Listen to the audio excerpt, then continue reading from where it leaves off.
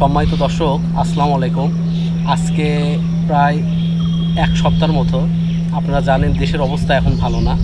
এই সময় আসলে কোনো ভিডিও করিনি, মনটাও ভালো ছিল না। তো যাই হোক, আবার আজকে দেখলাম যে ইন্টারনেট মোটামুটি স্বাভাবিক হচ্ছে, তো সেজন্য আপনাদের জন্য একটা ভিডিও করব বলে চিন্তা করছি। এর মধ্যে বাগানের কিছু কাজ করছি, সেটা আপনাদেরকে দেখাবো।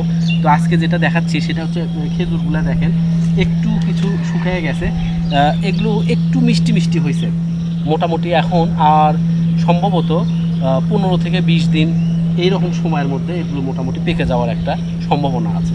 তো দেখেন আপনারা, কালার এত সুন্দর আসছে, কালারগুলো সুন্দর আসছে। এখন এই সময় আসলে আমি কোনো স্প্রে করতেছি না, কোনো ছত্রাকনাশক বা কোনো কীটনাশক এই সময় স্প্রে করতেছি না, কারণ লোকজন আসতেছে অনেক সময়, আমার পরিচিত লোকজন, তারাও দুই এক পিস করে নিচ্ছে।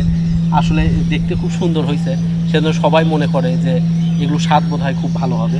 তো এখনও কষ্টা টাইপের আছে, 100% ভালো হয়নি। তো আগামী 15 থেকে 20 দিনের মধ্যে ইনশাল্লাহ একটা ভালো রেজাল্ট পাবো, এই জন্য কোনো কিছু ব্যবহার করতেছি না।